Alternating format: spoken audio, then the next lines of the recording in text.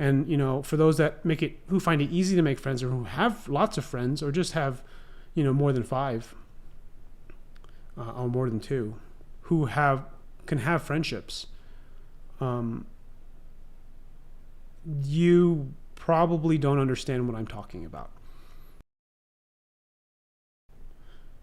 So I've decided to just hit record and just talk.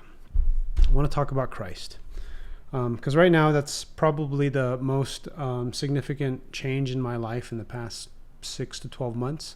And I thought that, for people that have watched a few of my clips that I make in the car, some of you find that very interesting. And the biggest reason why I want to talk about Christ is because I've never considered myself much of a believer. It was always going through the motions.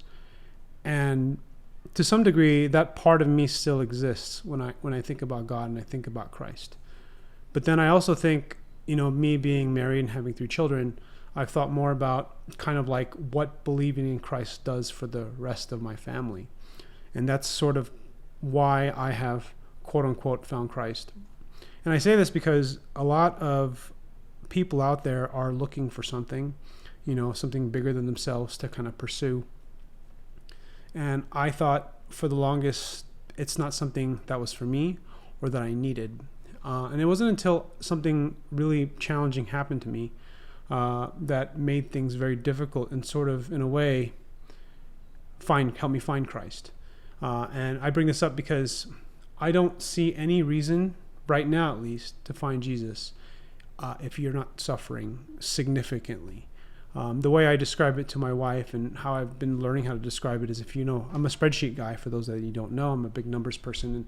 And if you ever done a spreadsheet and you take, 1 and you divide it by 0, you get this error in the spreadsheet.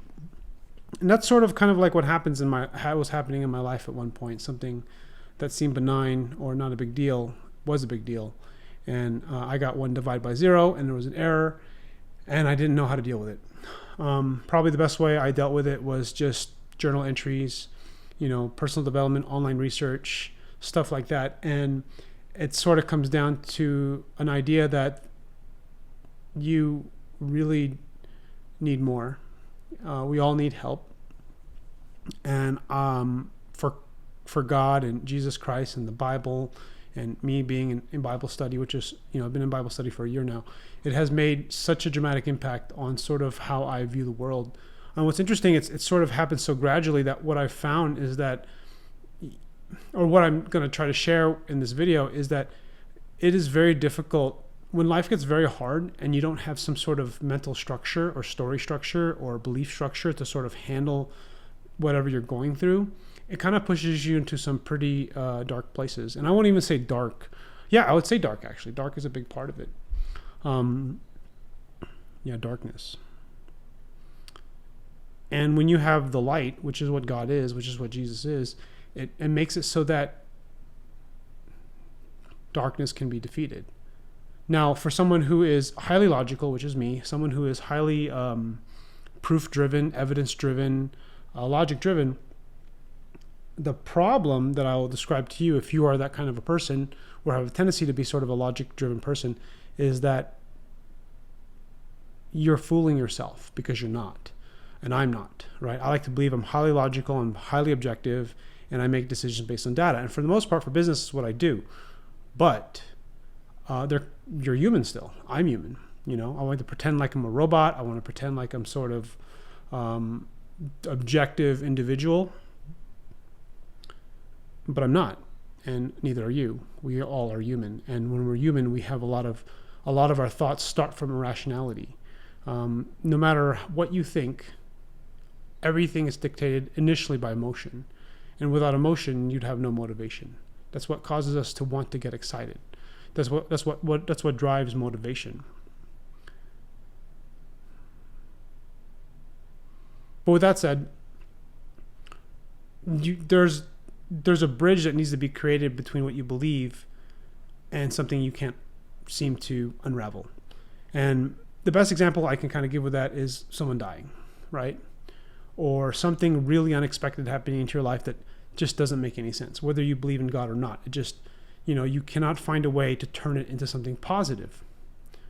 Because a lot of what goes through our head is built through years of growing up as a kid, but you don't really remember all the pieces that have shaped you into a being. And when something goes against your beliefs and you have what we call cognitive dissonance, when you have something that you don't understand in your mind that's causing you trouble, like you have a problem in your mind. I'm being vague with this because I don't want to describe what I'm talking about, but I want to keep it personal right now. When you have something in your mind, something that you're going through that is causing you suffering, but when you look at it, you're like, this doesn't make sense. I mean, you're suffering because of this does not make sense. It doesn't make sense because it shouldn't matter. And that's that word should. It should not matter. But the reality is, as you wake up every morning, as you deal with your day, as you deal with the life that you have, it has weight. And there is no way around that feeling of that weight. Time goes by, you deal with it over time. But the best way to describe it is a form of mourning when someone dies. But it's not just dying, because your older self can die. Your what you believe about your parents may die. What you believe about kind of what it means to be a parent or a friend may die. It changes, and it rocks your world in such a way where you need some way to create a bridge to understanding. And Jesus Christ has done that for me. Bible study has done that for me. I'm also a person that doesn't make a lot of friends, who doesn't really, quote unquote, in my Bible study, they call it fellowship, or in the Bible, they call it fellowship, the importance of fellowship. And it's not something that I did. I was very transactional based, except for my family, my kids and my wife. But outside of that, it was always transactional. And, for those that who find it easy to make friends, or who have lots of friends, or just have, more than 5, or more than 2, who can have friendships, you probably don't understand what I'm talking about. I say that because everything is transactional for me. Not because I want it to be. I guess you could argue that, but that's how I function. That's how my brain works. And Christ has made me learning about the Bible has made me learn that we are all built for a relationship. And if you're someone that already knows that and lives by that, then you're sort of living like Jesus already. You're living a lot of the principles of the Bible, But my point of making this video is I felt like making something. I was motivated to create something, and hopefully for those that make it this far in the video, that you get something from it. Anyways, thanks for watching.